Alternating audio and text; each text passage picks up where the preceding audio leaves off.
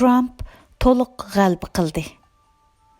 Amérika Xitay soda söhbitide birinchi basquchluq soda kelishimi tüzüldi. Jewlan tercimisi.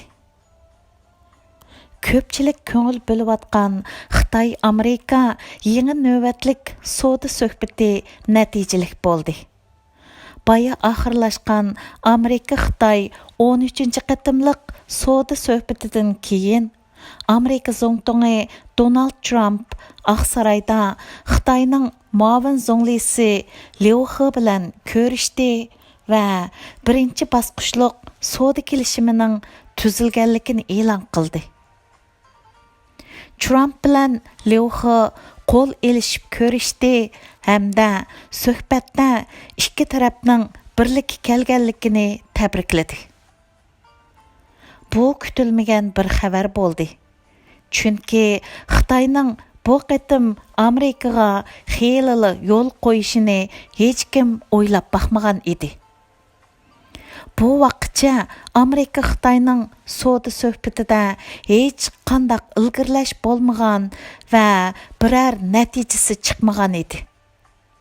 Chunki ikki taraf bir-biriga yo'l qo'ymay kelgan edi. Bu qatim Xitay Amérikaga zo'r darajada yo'l qo'yg'achqa soda söhbitida bösish hosil bo'ldi. Trumpga ko'ra Amérika bu qatimliq soda söhbitida to'liq g'alba qozondi. Chunki Amérika bu suhbatda Xitoyga hech qancha yo'l qo'ymadi.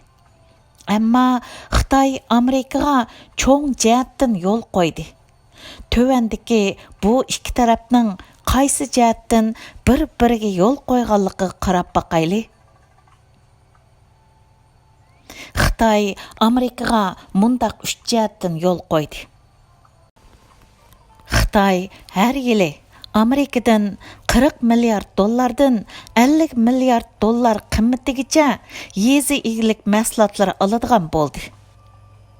2017 yildagi soxta söhbitidən ilgari Xitay Amérikadan 20 milliard 200 million dollarlıq yezi egilik mahsulotlari import qiladi. Əmdi Xitayning Amérikadan import qiladigan yezi egilik mahsulot qimmati burunqidan bir has ko'p bo'ladi. Bu albatta oz son emas. Aqliy mulk huquqi masalasida Xitay Amérika bilan kelishim tüzdi. Pul muomala sohasida Xitay Amérika bilan kelishim hosil qildi. Amérika faqat bir jihatdan Xitoyga yo'l qo'ydi. Aslida Amérika bu yil 10 ayning 15 kunidan boshlab Xitoyning 200 milliard 500 million yuanlik meliga oladigan 25%lik tamojni bejini 30%ga o'stirmoqchi edi. Bu qatimliq suhbatdan keyin o'stirmaydigan, aslidagi 25%ni saqlab qoladigan bo'ldi. Onundan başqa, Amérika bu yil 12 ayning 15 kundan boshlab Xitoyning 300 milliard yuanlik meliga 25%lik tamojni beji elishni planlagan edi. Ammo bu qatimliq suhbatda u to'g'riliq gap bo'lmadi. Andan Xitoy izchil aralashib kelayotgan Huawei masalasimi bu qatimliq suhbatda tilga elinmadi. Yuqorida Xitoy qabul qilgan shartlarning birinchisiga kelsak, Xitoy Amérikadan import qiladigan yezi egilik mahsulotlarini bir has ko'paytgan bo'lib, bu albatta Amérika dehqonlarini xushal qiladi. Natijada yezilikni asos qiladigan shtatlardagi xalq Trumpni qo'llaydi va uning 2020-yildagi prezident saylimida yana bir navbat g'alba qozonish uchun bilet tashlaydi. Aqliy mulk huquqi masalasiga kelsak, bu Amérikaning Xitoydan talab qilayotgan haq huquq masalasi bo'lib, Xitay o'zining Amérikadan texnika o'g'irlaganligini izchil e'tirof qilmay kelgan edi. 2018-yili Xalq gazeti maqola e'lon qilib, Amerikaning Jongoni aqliy mulkni o'g'irladi degini tuxumdan tuk undirganlik deb ayblagan edi. Bu qatim Xitoyning aqliy mulk huquqi kelishimiga imzo qo'yishi amaliyotda o'zlarining Amerikadan texnika o'g'irlaganligini e'tirof qilgani hisoblanadi. Agar sen Amerikadan texnika o'g'irlamagan, aqliy mulk huquqiga cheqilmagan bo'lsang, bu kelishimga imzo qo'yishingning nima hojati? Uningdan boshqa Xitoy bu qatim pul muomala sohasida texmi ochiq oshkor bo'lishga, ba'zi kasblarni sirtqa echivitishga qo'shilgan bo'lib, bumi Amerika izchil talab qilayotgan shartlarning biri edi. Amaliyotda aqliy mulk huquqi bilan pul muomala islohoti jihatdagi kelishim Xitoyning o'ziga foydali. Agar Xitoy burunqidakla aqliy mulk huquqiga rioya qilmasa, ijodkorlikqa ahamiyat bermaydi-da, o'zini texnika jihatdan taraqqiy qildira olmaydi. Agar pul muomala islohati elib bormasa, xalq puli xalqaro pulga aylana olmaydi. Xitoymo dunyodagi iqtisodiy haqiqiy kuchli davlat bo'la olmaydi. Shunga Amerikaning Xitoyni pul muomala islohotiga qisitishi Xitoyning iqtisodiga foydali. Bu yil 5-oyda o'tkazilgan suhbatda Xitoy yuqorqi 3 turlik ishda yo'l qo'ymagan bo'lib, bu bizning oxirgi chekimiz. Buningdan halqiyolmaymiz. Agar buningga yo'l qo'yib, kelishim hosil qilsak, Amerika tamojna bejining hammasini bekor qilish kerak degan edi.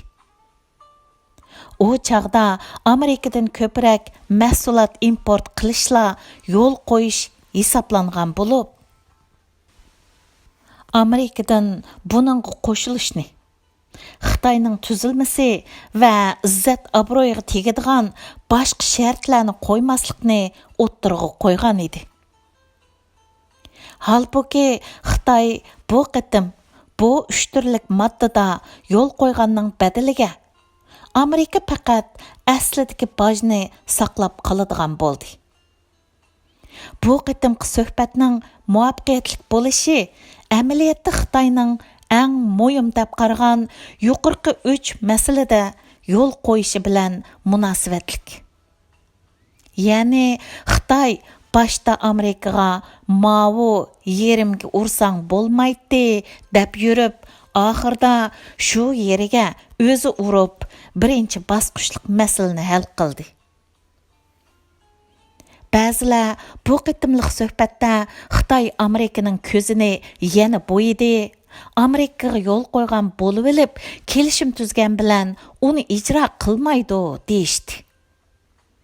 Ammo Amerika buni o'ylagan bo'lib, Tramp Xitoy taraf vakillarini oldida o'ltirg'izib turib, ulardan bu kelishimga to'liq qo'shilganlik ahdini oldi. Aqsaroyda ular bilan ko'rishgan chaqda muavin Zongli Liuxidin "Sening bu haqda boshqa fikring bormi?" deb so'rdi. Liuxi "Bu qatimqi suhbat yaxshi bo'ldi" dedi va bu to'g'riliq boshqa fikrda bo'lmaydiganligini bildirdi. Trumpning mazkur kelishimni qarshi tarafning fikri orqali jazmlashtirishi sababsiz emas. Chunki 6-oyda Yaponiyadagi suhbatda Trump Xitoyni qatnashtirmayla muxbirlarni kutib olish yig'ini o'tkazib, Xitoy bilan o'tkazgan suhbatda birlikka kelgan ba'zi kelishimlarni tilga olgan edi. Ammo keyin Xitoy bularni e'tirof qilmay turib olib, Trumpni yolg'onchi qilishga urindi. Shunga Trump o'tganki saboqni qabul qilib, bu qitim muxbirlarning oldida Xitoy vakillariga "Sizlar kelishimga qo'shildinglarmi?" dedi. Bu orqali ularning gapidan yenib olishining oldini oldi. bu qitimliq ko'rishda Liuxi yana Trumpqa Xi Jinpingning xetini topshirdi. Xitay taraf buni faqat og'zaki uchur dedi. Xi Jinping xetida ikki davlat munosabatini birlikka kelgan prinsip va o'rtaq manfaatlar asosida taraqqiy qildirish umidini bildirgan edi.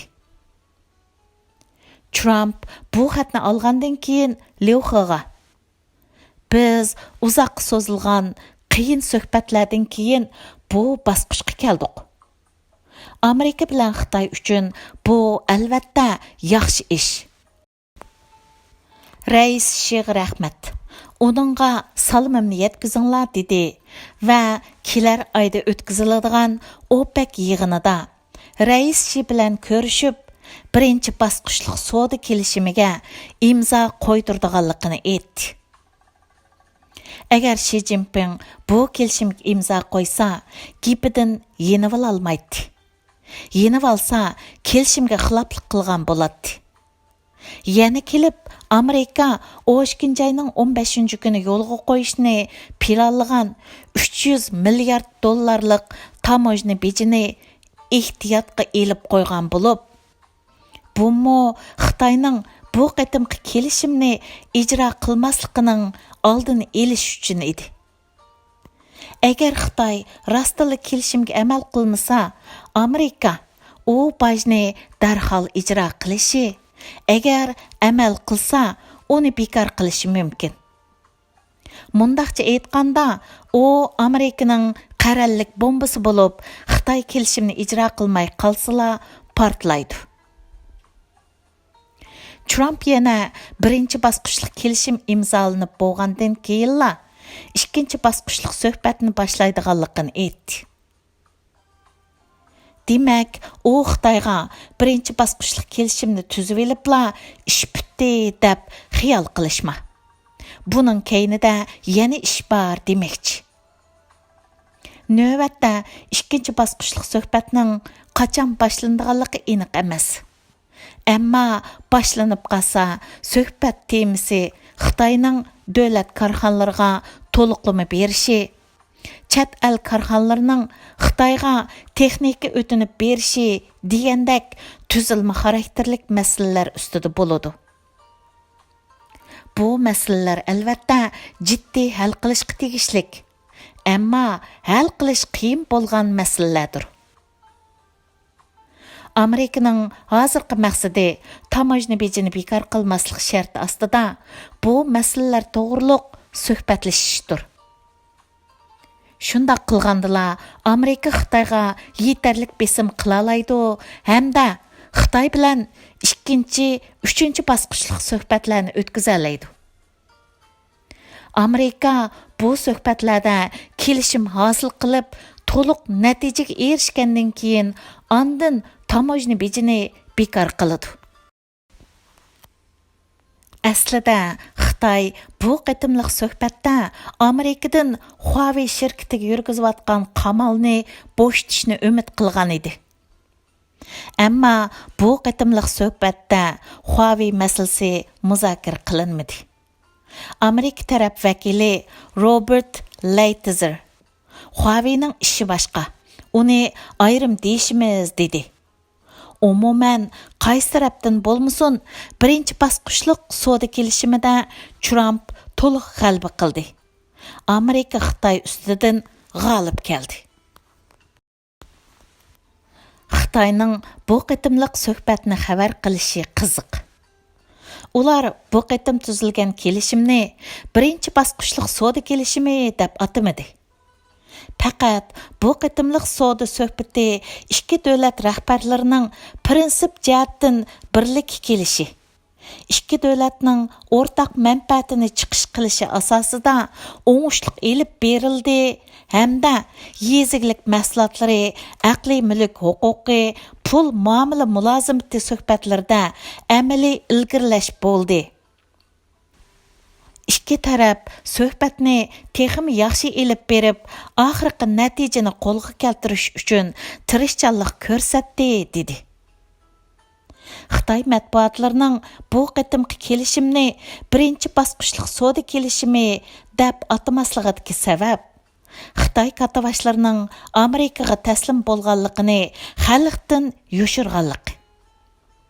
Yüzünün düşüp ketişidən qorqqanlığı deb düşünüşkə boladı. Xitay mətbuatları gerçi bu kelişim toğruluq bir neçə cümlə addi gəplər bilan xəbər bergan bolsunmu? Trumpның Lyoxa bilan ko'rishganligini təfsili xəbər qılğan. Bu xəbərlərə qarab baxaylı. Birinchi xəbərning mavzusi Zongtong Trump Mavin Zongli Lyoxa bilan ko'rishdi.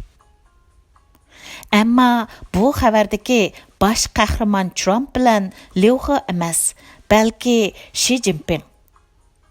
Xəbərdə oldi bilan Mavin Zongli Lyoxa Rais Xi Jinpingning xətini Trumpga topshirdi. Xatda Rais Xi Jinping Trumpga mundaq dedi.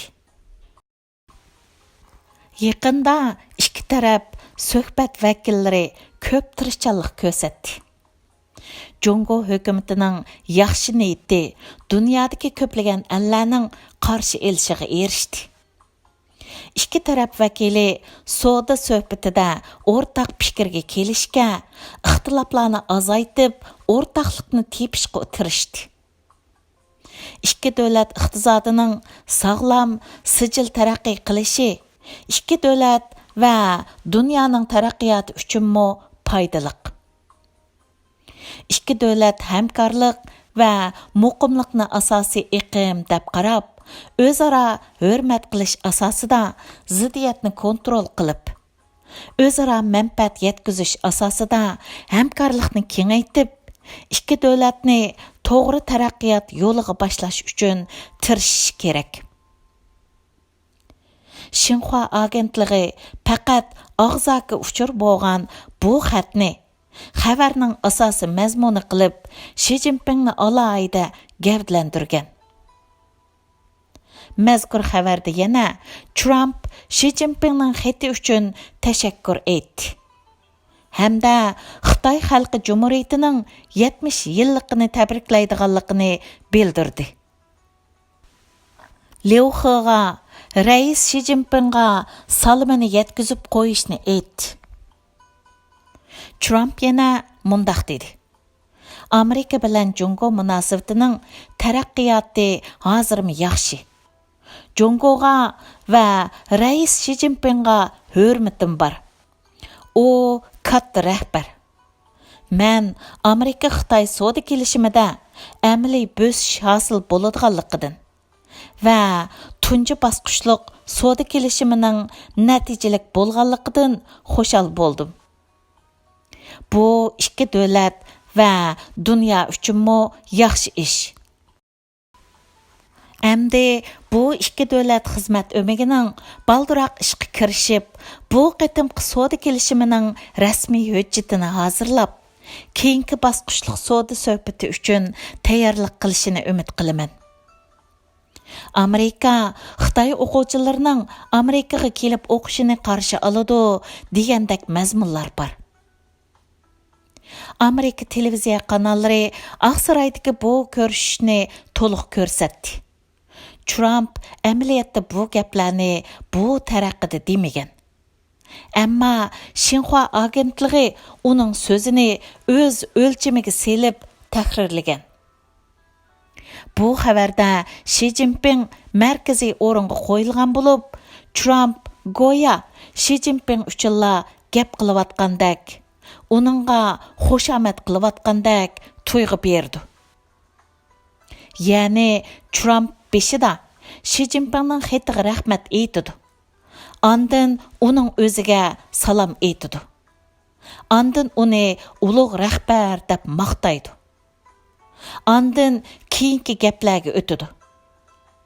Yig'ib aytganda Xinhua agentligi bu xabar orqali Xi Jinpingni ko'tarib, shaxsga cho'qinish xohishini ifodalagan.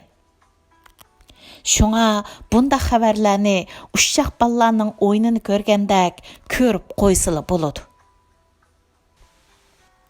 bu qitimqi kelishimning muvaffaqiyati nimali degan bilan Xi Jinping kutayotgan natijadir. Chunki pat yaqinda Xitay Kompartiyasining 4-chi umum yig'ini ochiladi. Buning oldida Xi Jinping soda kelishimda natija qozonganligini ko'rsatishi kerak. Amérika bilan munosabatini yaxshilasa, bu yig'indan o'ngishliq o'tib olishiga foydasi bor. Agar suhbat o'migi bu qitimmo quruq qo'l yenib kelsa, Xi Jinping ko'pchilik oldida gap qila olmay qoladi. Halbuki u bu natijani qo'lga keltirish uchun zo'r badal to'ladi. Ba'zilar Xi Jinping 4-chi umum yig'inni deb shundoq qildi. Yig'indan keyin yana gepidan yenib olib, kelishimni bekor qilishi mumkin deyishmoqda. Xi Jinping balkim shundoq qilishi mumkin. Ammo amalga oshirishi qiyin.